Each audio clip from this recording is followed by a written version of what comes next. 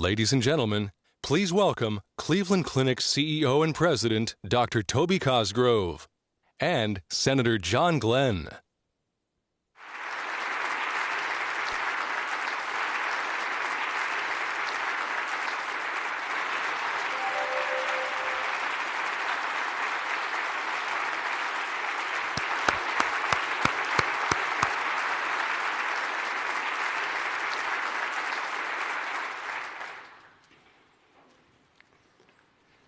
Good afternoon.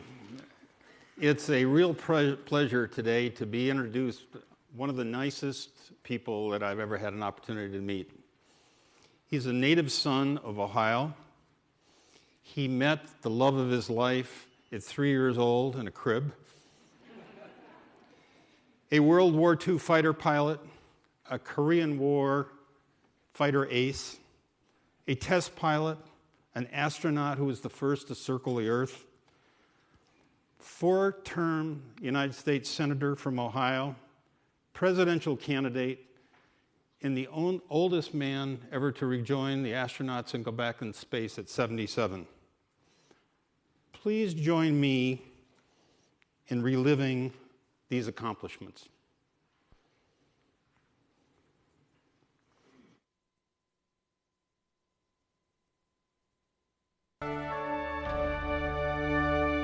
There are milestones in human progress that mark recorded history. In my judgment, this nation's orbital pioneering in space is of such historic stature, representing as it does a vast advancement that will profoundly influence the progress of all mankind. It requires physical and moral stamina and a willingness to meet the dangers and the challenges of the future. John Glenn, throughout his life, has eloquently portrayed these great qualities and is an inspiration to all Americans.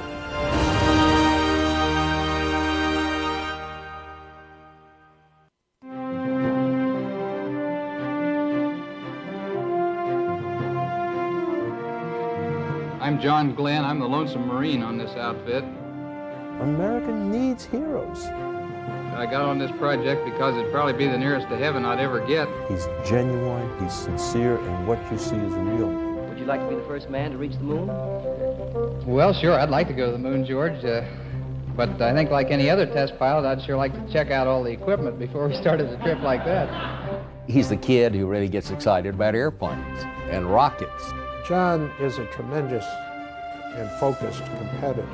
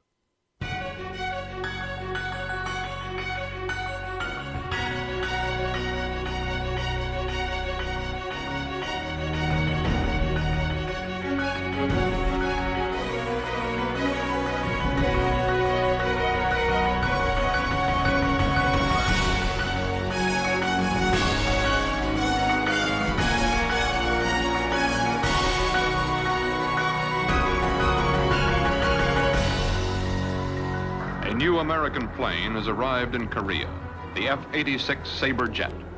Top speed, 670 miles per hour in level flight.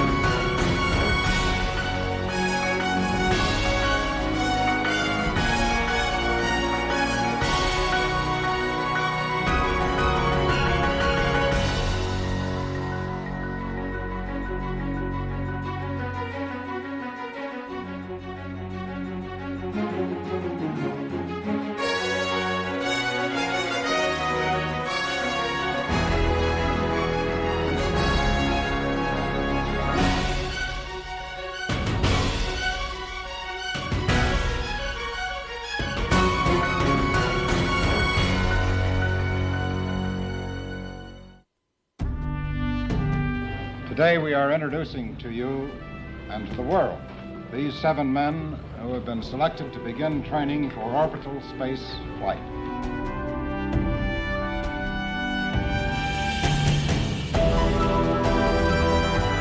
Every one of us would feel guilty, I think, if we didn't make the fullest use of our talents in volunteering for something that is as important as this is to our country and the world in general right now.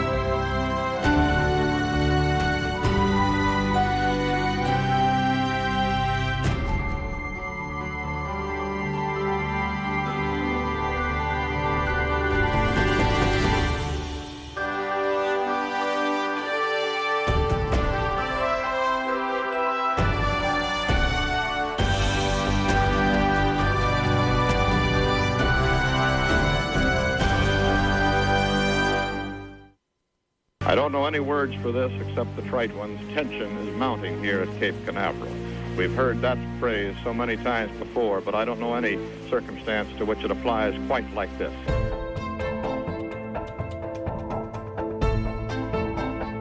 Godspeed, John Glenn. 5, 4, 3, 2, 1, 0.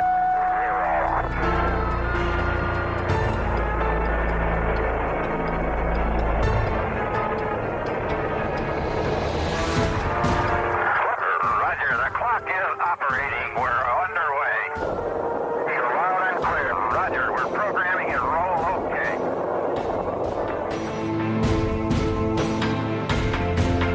Roger. 0G, and I feel fine. Capsule is turning around. Oh, that view is tremendous.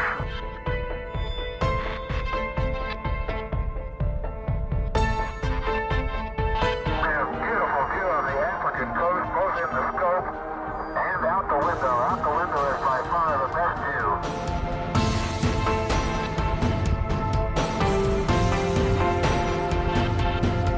Coming down on 10, snorkels are open. Main chute is on green. Chute is out. Hello, Mercury Recovery. This is Friendship 7. Do you receive? Friendship 7, ready for impact. Almost down.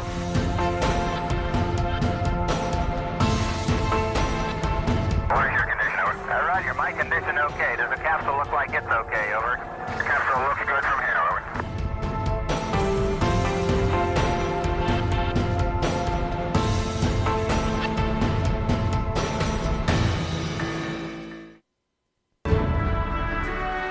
It is a privilege, and I deem it a high honor, to present to you a brave and courageous American. We are all proud to represent our country as we have. As our knowledge of this universe in which we live increases, may God grant us the wisdom and guidance to use it wisely. Thank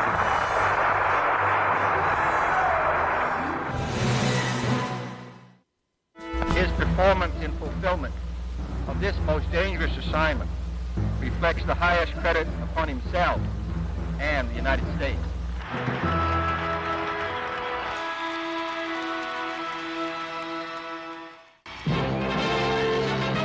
Local boy makes good. Colonel John Glenn returns to New Concord, Ohio for a reception by the hometown folks, climax to the acclaim he has had from Cape Canaveral to New York. Upwards of 50,000 people jammed into this town, which has a population of 2,100. The last great reception for the astronaut. Now it's back to work on the space program.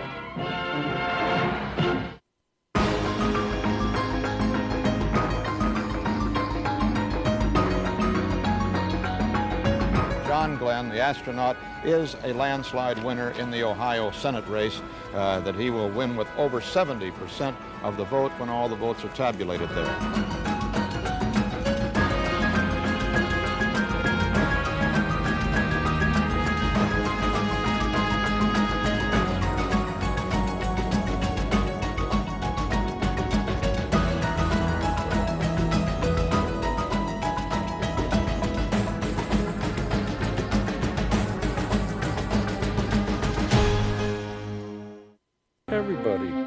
who's been there wants to go back.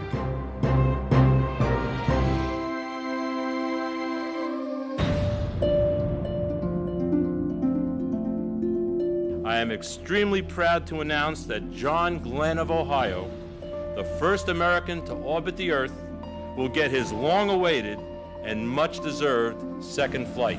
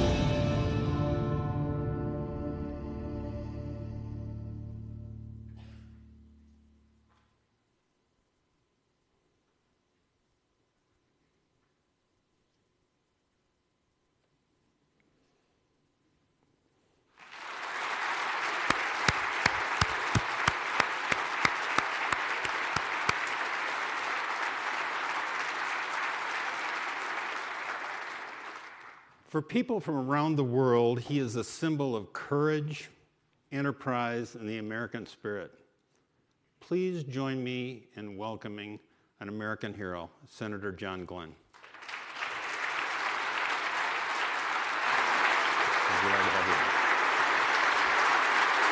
Thank you. Thank you.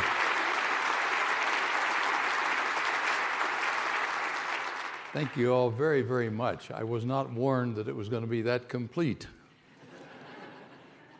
But it's a little bit overwhelming to see some of that again. That was a great introduction. In fact, I guess it reminds me a little bit of an introduction I received not too long ago in Columbus at a dinner I attended. And the person introducing me got all carried away with accomplishments and things I'd never done in this life or the next.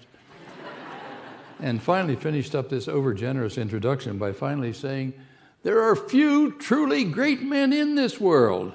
And then he introduced me. Now that's rather heady. So going home that night, I guess I was still thinking about that introduction a little bit. And we're driving along and I said, "Annie, you know, if you think about it, there aren't very many truly great men in this world." And took her about 2 seconds to say, "Let me tell you something. There's sure one less than you think there is." I can't see because Annie's here someplace. Where are you, Annie? Stand up. Here, Annie.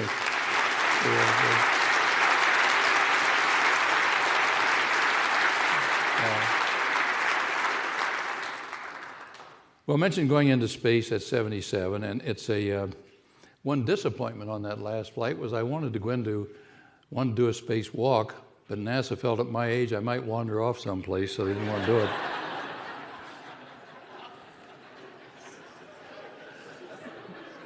But as a result of that flight, I guess I became the target for a lot of the jokes that are going around on the internet and on email. And some of them I think are pretty good. I get a kick out of them anyway. One of them I received not just a short time ago from one of my pilot friends. Talked about how things change as you get older. Some of your faculties change a bit, and talked about the 3 pilots walking out across the ramp one day, and the first one said, "It's windy." The second one looked at him and said, "No, it's Thursday." And the third one said, "Oh, me too, let's go get a beer."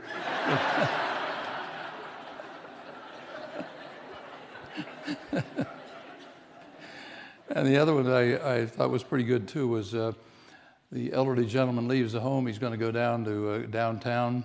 He's gone about 10 minutes. His wife calls him on the car radio or car telephone and said, "Oh, Fred, please be careful. I just saw on TV where there's a car driving the wrong way on the freeway."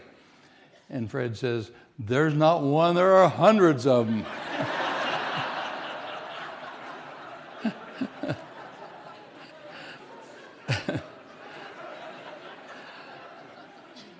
The one I guess I liked best of all, though, really was a letter from a boy in Illinois. True letter, I didn't make this one up. And he says, "Hi, I'm Andrew." This just sort of puts the whole thing in right perspective, I think. "Hi, I'm Andrew Underwood. I'm 9 years old, third grade Lions School in Illinois. I wish you could come. Just recently I had to do a biography report, and I picked you because I wanted to learn about the first American to orbit Earth. I loved reading about your life. When I had to do my presentation, I made a poster and dressed up like an astronaut." He asks a couple of questions here. Then he finishes with this, which I think is great. "I'm glad you're still alive because a lot of my classmates' biography choices are already dead. I hope you write back."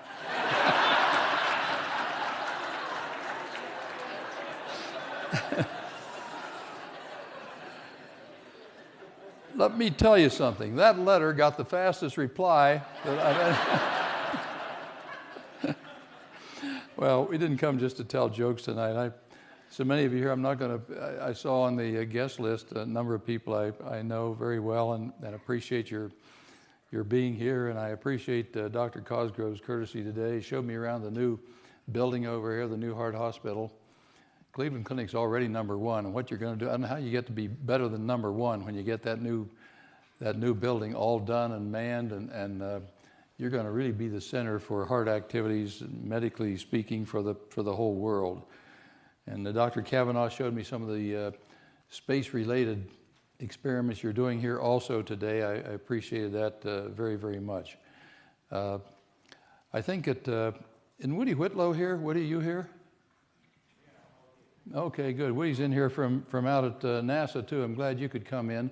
And did I understand you guys just got the lab out there just got a new accolade from one of the magazines, selected that as one of the 100 best research centers in the world? Was that right?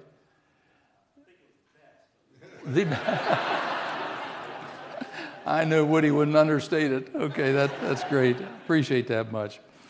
Well, I'll tell you what I'd like to do is talk a few things about a few things about space experience and flying in space that you may not have heard just from watching on TV as the space program has gone flight after flight. And then talk about how that fits in with what I think some of our national purposes should be and must be if we're going to keep our leadership position in the whole world. And then get to what I look at as sort of the major part of our meeting today, and that is your questions and answers. So I know what you're curious about, or if someone desires, they can come down and make a speech here themselves. That's fine. Space experience, it comes down into two different areas. One is just the personal experience of being up there and being able to venture off the surface of Earth and be up there in this new unique experience of orbiting the Earth. It's a personal experience that is very, very exciting, and it's so different. You're going about 4.8 miles per second, 17,500 miles an hour. Now, there's not something right there close to you that you go by at that speed.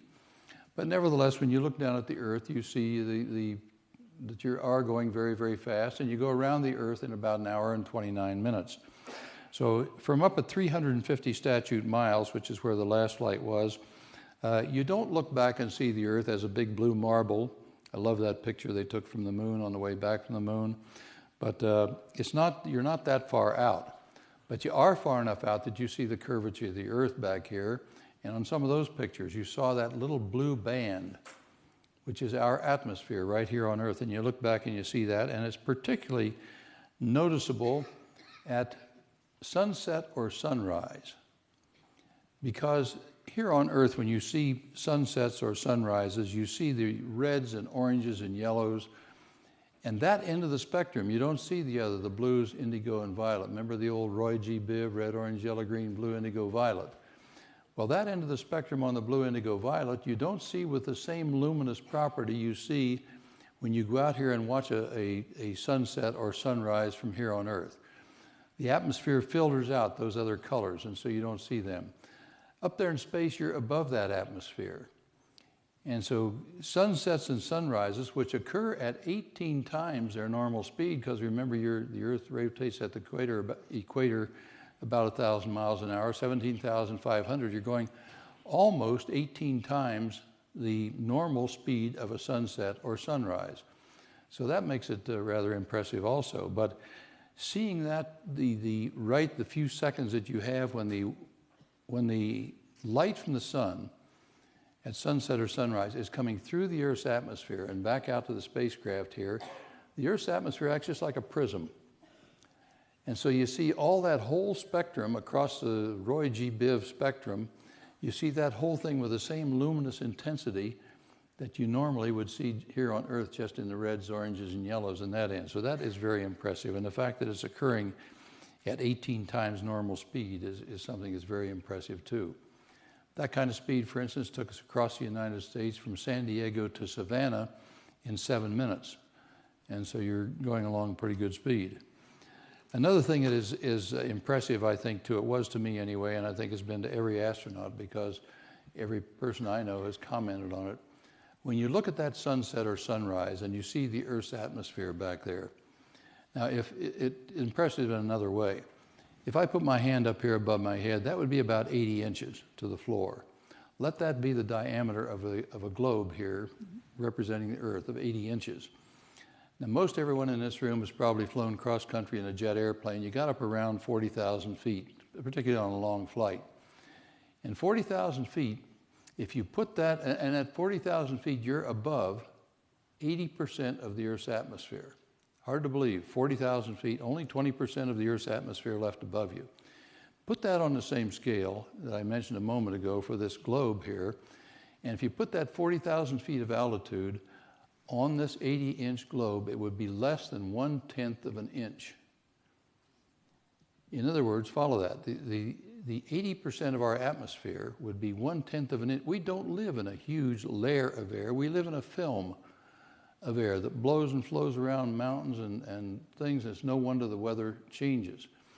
And I don't know that anyone that's been up there that hasn't come back impressed with that and impressed with the fact that we better take care of that because we live in that little film of air that supports every bit of life on Earth. And if we foul it up, it's going to be a big problem, needless to say. Another personal thing inside, just inside the spacecraft now, I was talking about things outside, but inside the spacecraft, you're floating.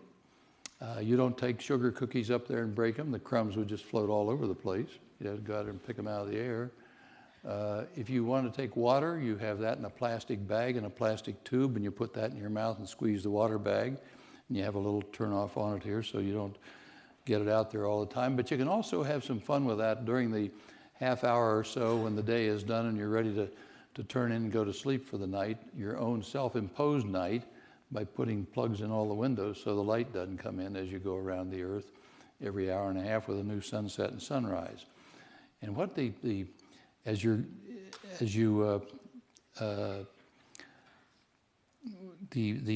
floating inside, what I was going to talk about just a moment here, you don't have bread up there. We always use tortillas because they don't have crumbs that float around. And so on this last flight in particular, I had any number of peanut butter and jelly tortillas fix up during the flight. And food, you have 42 different kinds of food and drink that you have a tasting session ahead of time, and you set your own menu, and the nutritionists then set it up so that they make sure you have a balanced diet for that trip. But the fact that you're trying to live in a different environment, for instance, if you tried to, some of you may use refresh teardrops. If you get one before your eye and you pull it down here, and I have to use these once in a while, but you pull your eye down and squeeze the drop out, the drop is just likely to float out here away from you someplace. So you have to play this you have to learn how to live in this environment, which is very, very different. The water, which I mentioned a little bit ago, you can play with it a little bit in that free time in the evening, in that you can squeeze a little bit of water out and have it collect on the tip of this little plastic tube, which you normally would put in your mouth to drink. And just the surface tension will keep it in a ball. And you can keep water coming out until you make a ball as big as a golf ball or a little larger, and then pull that tube out, and here you have a very light shimmering water ball right in front of you here. Now you can play with this another way too, and I experimented with this some. You can put a straw back into that, and very, very carefully blow a bubble in the middle of it. So then you have a water ball with a bubble in the middle, which makes it even prettier. Then you can even carry beyond that. One night I was fiddling with this a little bit just before we turned in, and I'd been drinking grape juice. And so I wondered if I could make a colored ball there, and took grape juice and injected into that, and I had the fanciest water ball you have ever seen in the history of the world. So there's some of that goes along with this. That's quite fun also. Your food, you can rehydrate it. It's mainly freeze-dried food. 42 different things you select from, as I said in advance, and it's rehydrated. And the other thing, one of the other things that occurs as you get up there, your body readapts, and medically, your body no longer needs all the liquid that is normally in your abdomen or down in your legs and your feet, because and the body normally regulates itself to keep that fluid up in the upper part of the body. Well, up there you no longer have that requirement, so this fluid shift makes everyone look like their face is like moon shape for the first couple of days up there, until your body readapts and you lose much of that liquid, which you then have to replace before re-entry coming back in at the end of the flight. Well, enough of those things, and if anyone wanted to, we'd get into more of those later on during the Q&A period. Research on board. That's the basic reason you're up there, is to do research. And the research on the flight we had on Discovery, the last flight, we had 83 different projects on that flight. It went across the whole gamut of things, from an 1,800-pound Spartan spacecraft we put out for 2 days and then recovered. It was to go out and do its own observation of the sun and the sun's corona, in a way of making some better estimates of how we can calibrate and anticipate solar winds that come from the sun. We did molecular plant studies, particularly on rice. The Japanese rice scientists were quite excited with some of the results of those studies, that they think can let them do a better production of rice, with each rice plant having a greater production capacity than they had before. We have protein crystal growth studies, which are interesting to some of the pharmaceutical companies in some of their formulations of new medicines. New metallurgical alloys that had new properties. Cancer bioreactor. And then on this particular flight that I was on, we were doing aging studies that were on me. And we had, at one time during the flight, I had for 4 days put on what they call a head net, which had a total, this total recording was of 21 different body parameters to measure how my body was reacting to space. Now, the reason I was up there on this, NASA has had they have charted through the years some 52 different changes in the human body that occur in space.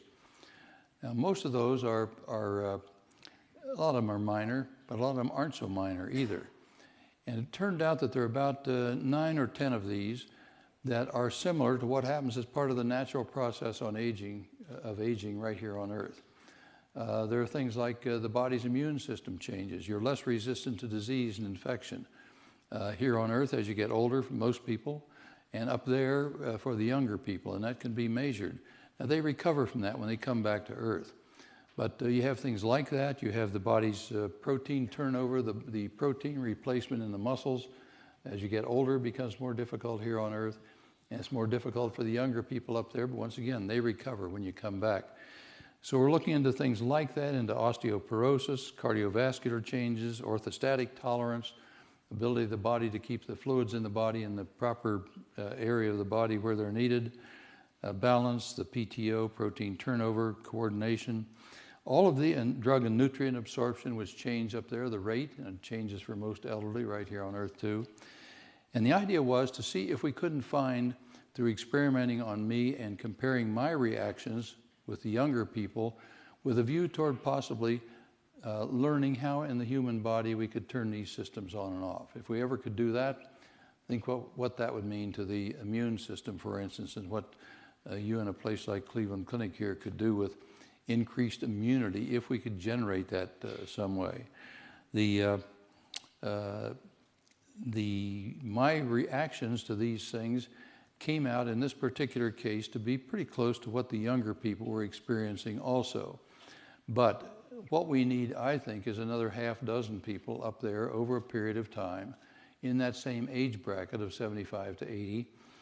So we have a scientific base that means something. Those in science know that n equals 1, which is the number of samples, doesn't mean a whole lot. But if you had a sample of 6 or 8 or 10 people that had been through that same experience, then it starts meaning more scientifically. Another thing I wanted to mention too that I found very interesting too was you don't have convection. So when you try and have combustion up there, your combustion products just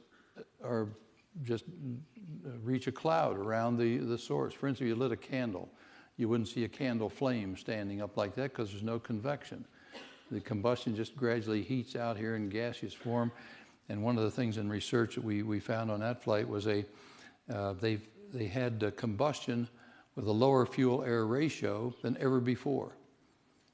It weighed about one-eighth of the fuel to maintain combustion. Now, if we can learn how to do that better in automobiles and so on, then we get on with it.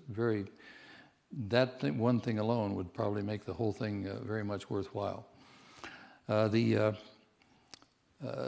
We did tests prior to the flight, during the flight, and post-flight, and for normally about 3 weeks after a flight before you finish up doing all the tests. In my particular case, for some reason, they thought there might be a delayed reaction on the osteoporosis, and so they wanted me to do the MRIs out to about a 6-month period, which I did, and there was no delayed reaction to it at all.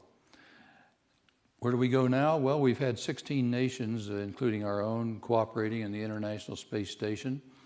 It was built to do basic research. It's been shortchanged a bit, I think, and I won't get into a lot of detail on this except to say there's some things that NASA is doing that I don't really agree with in this particular area. From the earliest days of the space program, we've emphasized basic research, even on those very early first flights. And that, to me, was one of the biggest values out of the program, was to do research that's going to benefit people right here on Earth. When we put the space station together, and I floor managed that in the Senate when we would debate the International Space Station budget, the idea was that this was going to be something where we could do long-term research of benefit to people here on Earth.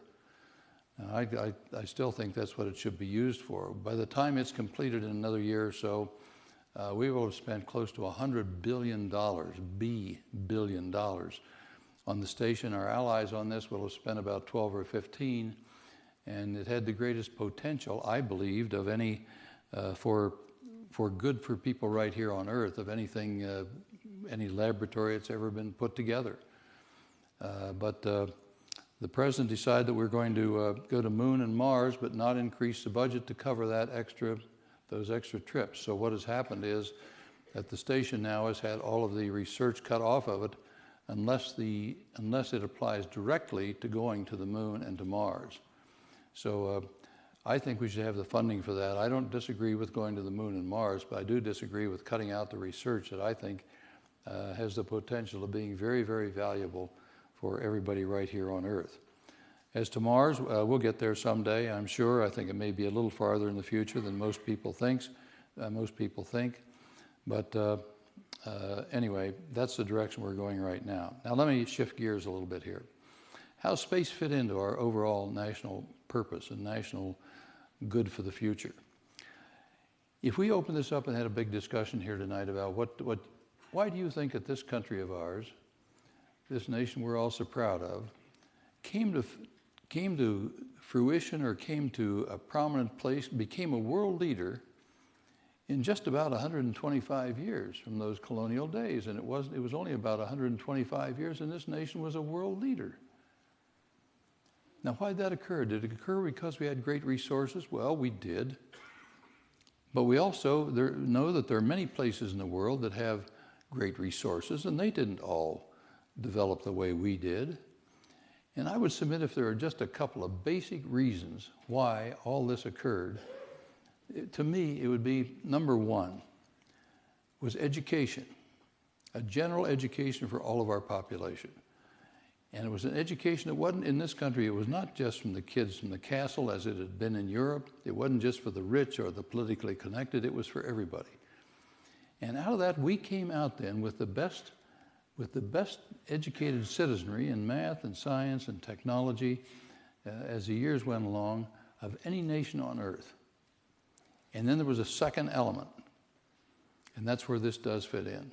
We put more effort into being a questing, curious nation doing research and innovation of any nation in history. And that little combination of keeping up with education and doing basic fundamental research, innovation, with that, and when we learned the new things first out of that research, which we did repeatedly, and a little bit of investment, and away this country went. And we were the production masters of the world. In World War II, we made things like people couldn't believe you would make things. And that little combination of education and basic research is being challenged, particularly in the K-12 education. It's really a problem for our nation in that particular area. I think that we have to have the best education in the world. I don't want to see us be outdone by any other nation because they have seen what the goose was that laid the golden egg in this country, golden eggs in this country, and they're copying it right now. China, India, both moving ahead very, very rapidly. Now, let me give you an example of what I mean by in the education area. Dick Riley was previous Secretary of Education. He was very disturbed when he got a TIMS study, Third International Math and Science Study. And in that study, this was done about 10 years ago now, but he was very disturbed because it was a study done over 3 years in 41 nations around the world. And it showed that our kids up to about this was done on math and science, our kids up to about the 4th grade were in the top 2 or 3 nations of the world in math and science. By the time our kids got out of high school, they're 2 or 3 from the bottom.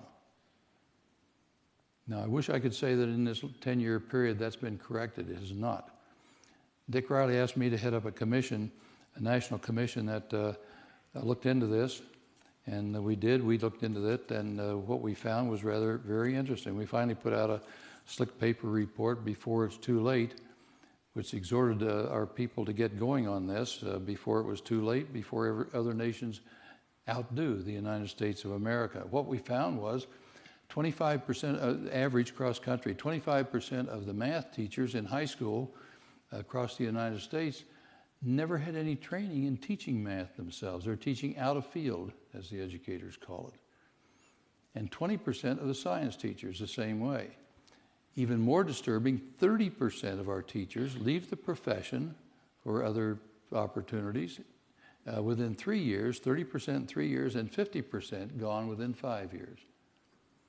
Now, other nations are doing a far better job than we are, and I don't think that bodes well for the long-term future. We still lead the world by far in higher education. They send their students here to learn more in higher education. But this average that we're talking about for all of our people is something in which we are not excelling now, and to me that's a danger for the future.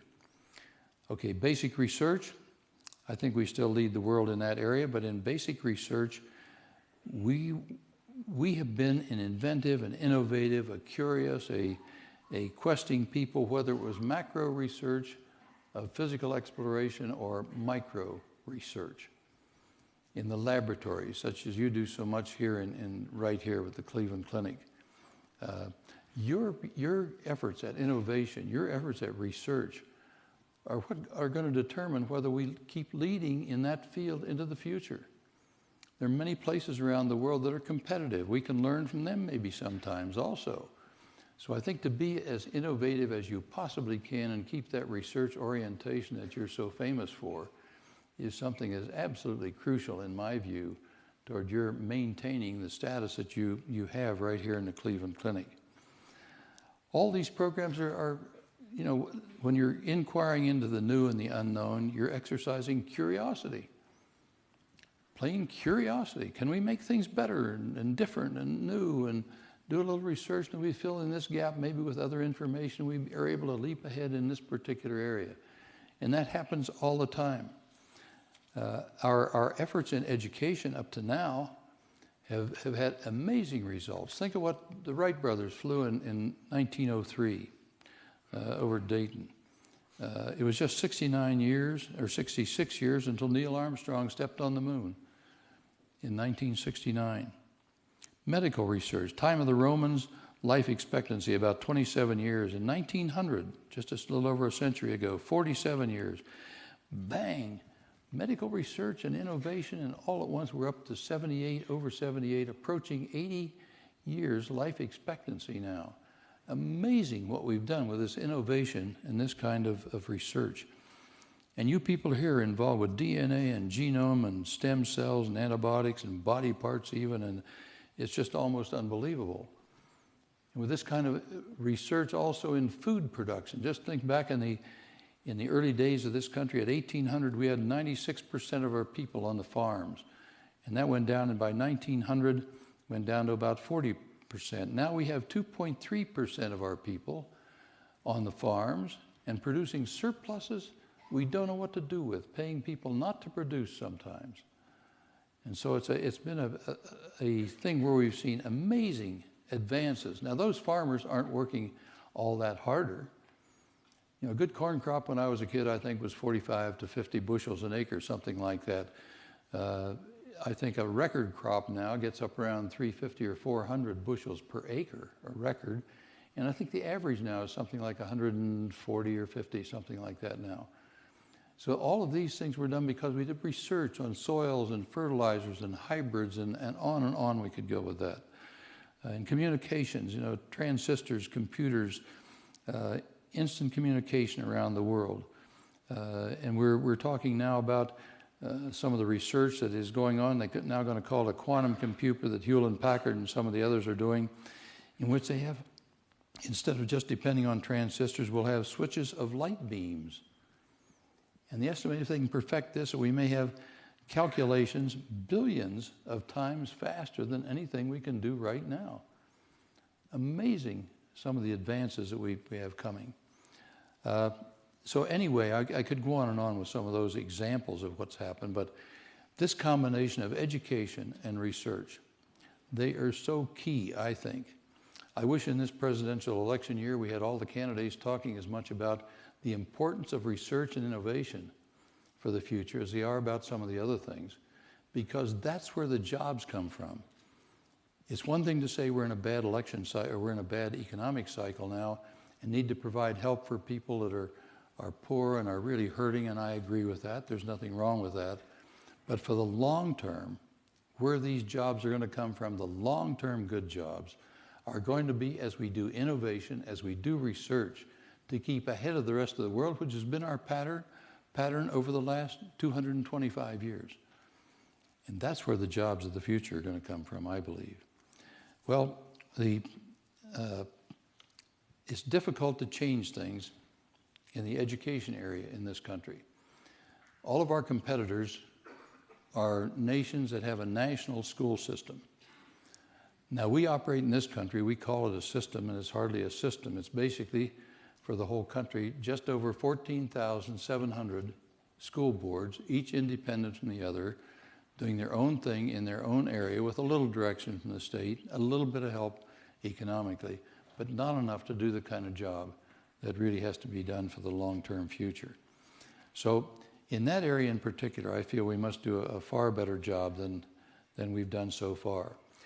So if there's one thing I could, I hope that in this election year, I hope that as Ohio is now going to be a focal point of some of these efforts of the candidates, the way it looks after last night, and I'm sure some of you stayed up late last night also to watch them. But I hope that we can question some of the candidates as to what their view is on research, because for the long term, what we do in education and what we do on basic research is going to be as determinative of our future as a nation as it has been in the past. And we now have new competition in nations that are copying what made this country great.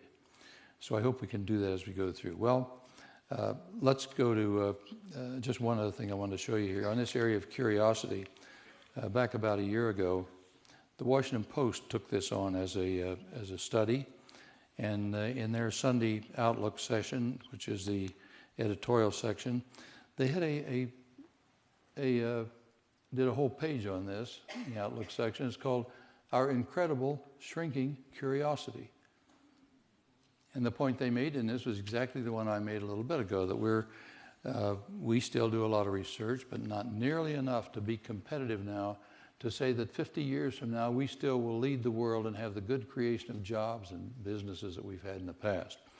So those are areas that I think we need to concentrate on. So with that, maybe we could open this up now and have the Q&A. And if we can do that, and then I'll get back, have a couple of remarks on the end. Great, thank you.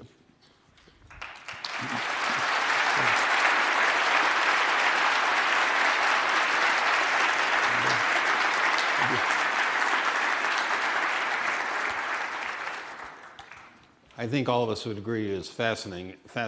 And John, I'm going to take my privilege here, and I'd like to, we've talked a lot about your accomplishments, which are nothing short of spectacular. But I'd be curious if you told us what is fascinating you now and where you're spending your time and your effort and your energy. I still do a few things with NASA, not many these days. I was on the National Advisory Council for a number of years, but I'm not now. And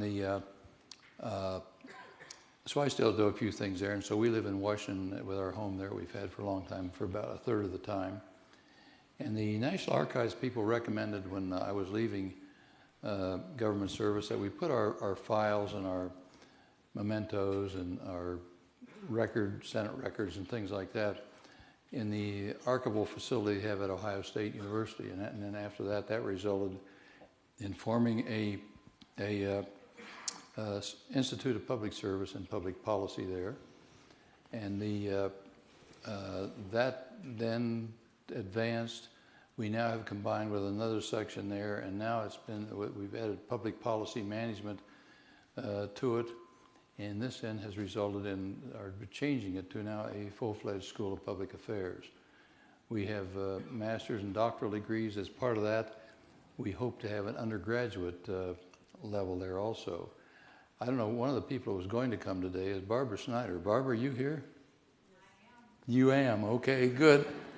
Barbara was the provost at Ohio State when all this was being done. She now is your brand new president of Case Western next door, and Ohio State's loss is Case Western's gain. She was the provost there at Ohio State. Where are you? I can't see you. Way over there. Okay. Anyway, she was provost of Ohio State and was instrumental, literally, in moving this up and to setting this on track to be a School of Public Affairs, which I think, and we have a new director for it now, and a lot of plans there, and we have a good board of advisors.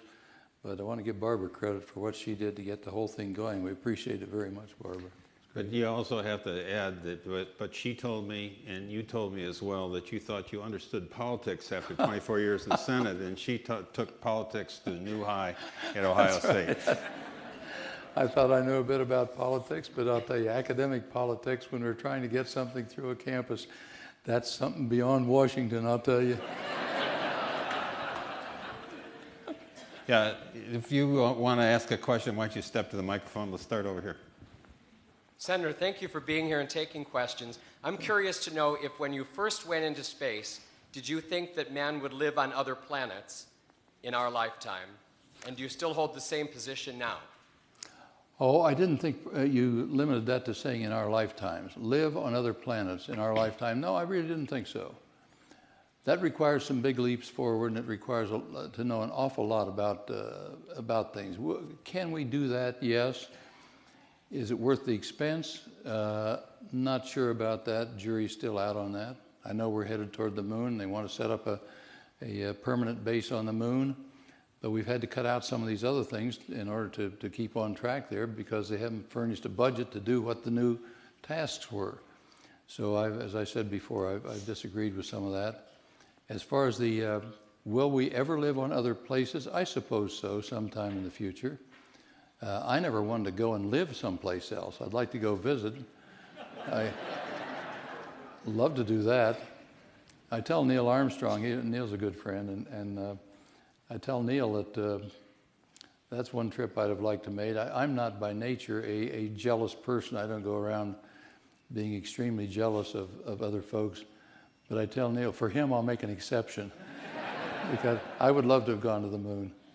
That's so that I was privileged to do some things on my own time that I was glad I was able to do. But going on now, carrying that a step forward to where we're living on other planets and places and actually setting up colonies, that's a very big order, and that's going to be a long time coming, I think, longer than most people think. We can go visit these places. We have the technology to probably do some of that if we want to pay for it, but living there, that's a little farther out in the future, I think. Great. What about over here? Senator Glenn, thank you so much for coming today to speak to us. And before I ask my brief question, I also would like to thank Dr. Cosgrove and the Cleveland Clinic for providing this forum for us to meet you. My question is simply this. Based on your experience in Congress, what would you advise us are the few most important character attributes that we should be assessing in the presidential candidates to choose the next leader of our nation?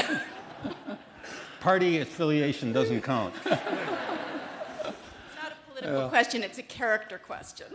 Oh, it's you've got to assume everybody that's running has a good character. I don't question their character. I'll make my judgments when I decide to do that on the basis of things that I think are important for the future and how they're addressing them. I hope I can question some of them here. I know the people that are running personally, some of them anyway. I want to find out what they think about things like I talked about here on research, which I think is so important. They're so concentrated on the current economic situation and how we're going to cope with that and so on. And granted, that's where people are hurting, and so I understand the emphasis on that. But long-term wise, if we're going to keep the world leadership, it's going to come as we in places in the whole country and places like Cleveland Clinic here concentrated on research and innovation and led to those new discoveries that lead to new standards of living for the whole world. The economy is one that bothers me very, very much. In addition to just the research and so on, we should be trying to trend back toward a balanced budget, reduce the debt, less foreign involvement. I think there's been a role reversal of the parties in that, quite frankly, and that starts getting political, I know. But on the Republican side, they've stood for years for a balanced budget and for low debt and little foreign involvement. Talk about a switch. We now have 30, even allowing for inflation, we have 30% more deficit spending right now than we've ever had in the history of this country, by far. And the debt's gone from $5.4 trillion up to over $9 trillion it hit about 2 months ago. And a foreign involvement that is of a highly dubious nature, and I'm sure we could get a big discussion started on that right here. I'd give you my view was that Afghanistan, I would have volunteered to go to Afghanistan almost if I'd been a little younger age, because I knew from being on the Senate Select Committee on Intelligence what had been going on in Afghanistan. And there wasn't any doubt what they were planning. We just didn't know it was World Trade Center and things like that they had in mind. We knew what their training programs were, though. Had very good information on that. So I was 100% behind what we did going into Afghanistan. Iraq, though, a little more tortured logic on why we're there and what we're doing. I don't want to interrupt this, but we have a young astronaut up here, a future astronaut that has a question for you. All right, good. Based on your experience with technology, how long do you think it'll take us to get to Mars? How long to get to Mars? We have the technology to get to Mars now. And going to Mars, you can, right now with our current technology, if we want to put the money into it, we can go to Mars. Mars just doesn't circle the sun just like this. It's on more of an elliptical pattern. So there are different distances you'd have to go to get to Mars, depending on when you launch from here. You could possibly get there in about 5.5 or 6 months, I think. It's more likely. I think most people have used about 8 months as the time period it would take to go to Mars, and the same back, and whatever time period you want to spend out there while you're there. Now, we have to learn a lot yet about how we keep people alive and make them safe to go on that Mars trip for what would be basically a 2-year trip to get out there and come back. And so we have the technology, but there's still a lot of how to build a spacecraft to do that. There still is a discussion about whether, I think some of the statements by the administration would indicate that at one time at least, they thought we'd go and set up a base on the moon and then go from there. But that's not the best way to go to Mars in my view. You have to carry along thousands of tons of fuel to do that, to go to the moon and set down again, go to zero, and then once again get all your cargo together and launch to the moon and go out toward Mars, even though the moon only has about 1/6 the gravity of Earth. But the best way we're going to Mars sometime, I think, will be out of Earth orbit and not from the surface of the moon. And I know some of the NASA people here, we could get a big discussion on that, I'm sure. The way I view it is this: you have to go about 4.8 miles per second to stay in orbit around the Earth. You go about 7 miles per second to go out of that and get escape velocity to go to the moon. And as you get out there, then the moon's gravity starts pulling you. You fall toward the moon, and then you have to slow down, go down on the moon's surface. So we know how in Earth orbit to get people up to about 7 miles per second. We've already done that. To go to Mars, it's estimated we'd have to do about 7.4, which isn't a whole lot more. So to me, I think that's the way we'll eventually do it sometime, but I think it'll be a little farther in the future than most people think. Senator, over here we have not only future male astronauts, but future female astronauts. Are you guys going to hook up now when you get this? Good. I was wondering if your kids were interested in going to space. Say that again. I was wondering if your kids were interested in going to space. Oh, where my kids were interested in going to space. No, they weren't interested in being in the astronaut program as much as they had an interest in other things. My son sort of carried on my original interest in life. When I was in the latter part of high school and in college, I really had an interest in medicine. And I thought I'd want to be a doctor. Well, World War II came along, and at Pearl Harbor, I already had my private pilot's license, and I thought my duty lay in volunteering to go. And so I did. And my son, though, has carried on my interest in medicine, and he's a doctor out on the West Coast, out in California. So, and I'm still very interested in medicine. I find the things that they're doing here, that you're directing here, these are just fascinating things. And I just want to see you keep it up here and see everybody keep up this spirit of innovation and research and all of that. We still take a lot of the publications at Cleveland, this monthly publication that you put out, and we get the one from Mayo and Johns Hopkins and all over the place. that mayonnaise school. That goes on bread, doesn't it? We've got another young man over here that's got a question for you, and this will unfortunately have to be our last one because of time. What was the biggest change that's happened that you noticed since you've been around the Earth from the first flight to the last? Oh, main things that have changed? The difference between the two flights? Yeah, okay. Very different. On the first flight, we were just trying to show whether we were trying to do to show that we could do it more than anything else. We had some research on that flight, some picture things I was supposed to do of the sun, but mainly it was just to find out if we could do it.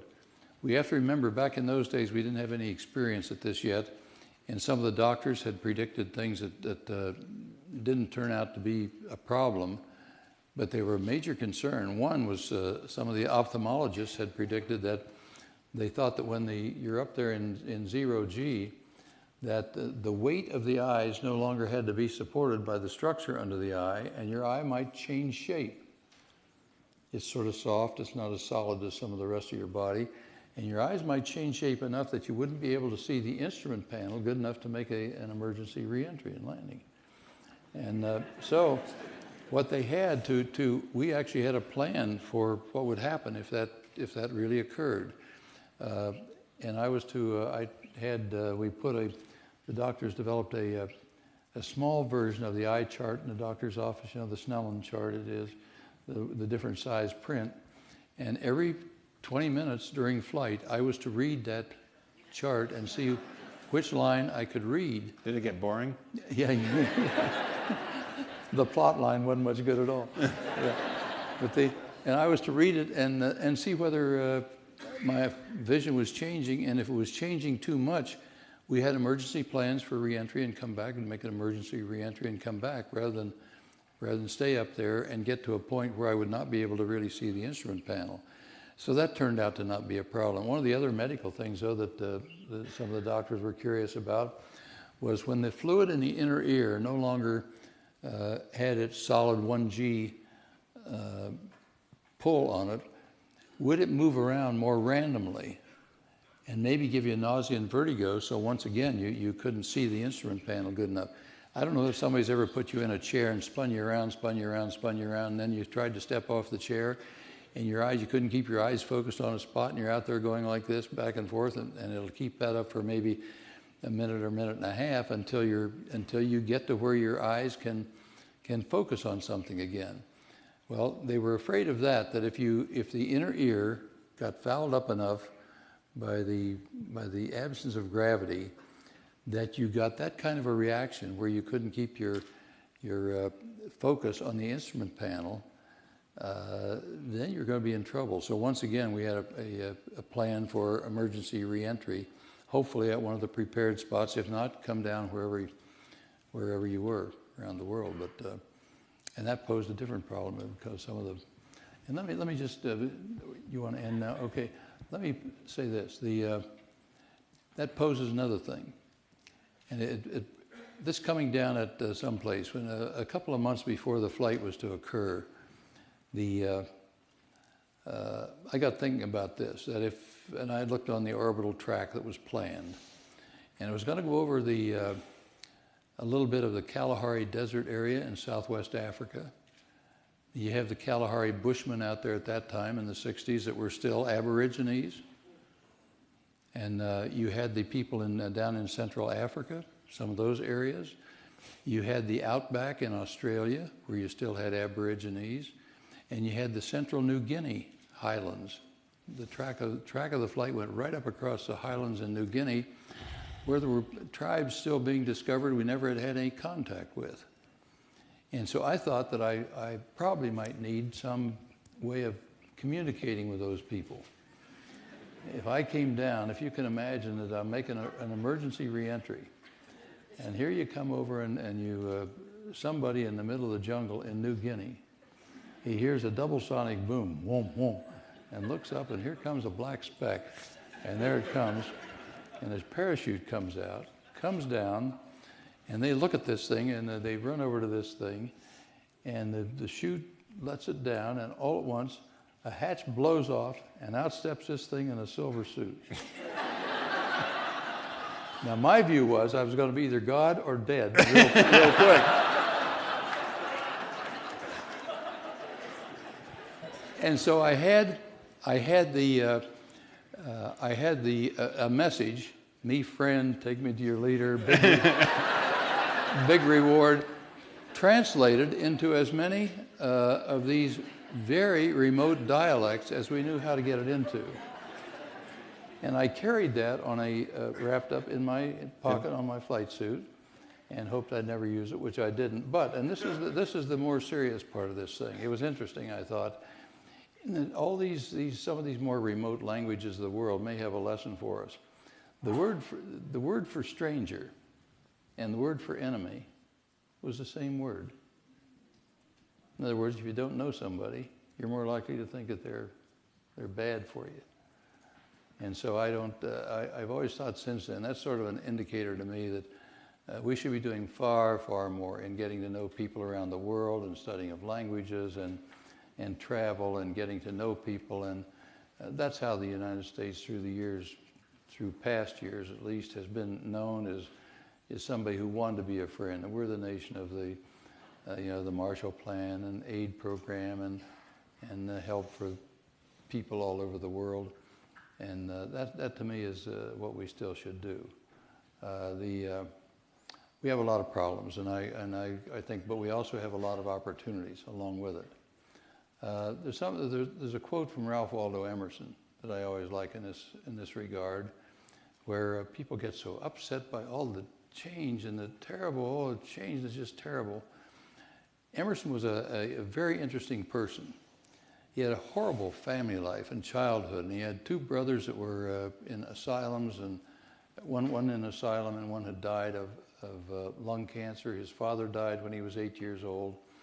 And in his time, we had so many problems in this country back in its early days that Ralph Waldo Emerson thought that a lot of other people thought that maybe we should go back to a little bit more of the authoritarian system, pull back some on these extreme freedoms for the individual that was part of our country, became part of our country.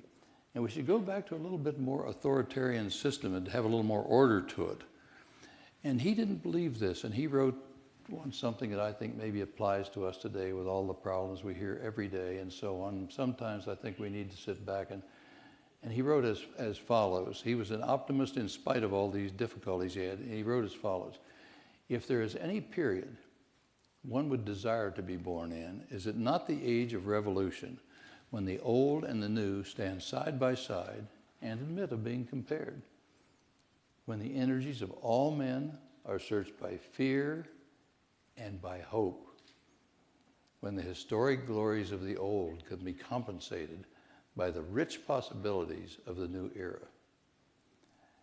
I think we do well to heed those words today. We get so upset about things going on, and we need to drop back a little bit and think about the things that are important, not only short-term in this country, but some of the longer-term things that I think are so important that we've talked about today.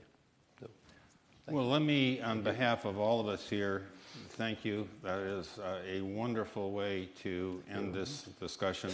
And this is a wonderful way to begin our speaker series, Ideas for Tomorrow. I think Shakespeare appropriately put it, the past is prologue. Yeah. And we're stepping into a new era, and you have given us a perspective that we would not have before. And our next speaker is here on April 3rd, will be Craig Venter, who a week ago announced that he had synthesized the first chromosome. So we're stepping into the future, both in space and in science. And on behalf of all of us, I want to thank you for what has been an absolutely intriguing and enjoyable hour. Thank you very much. Thank you.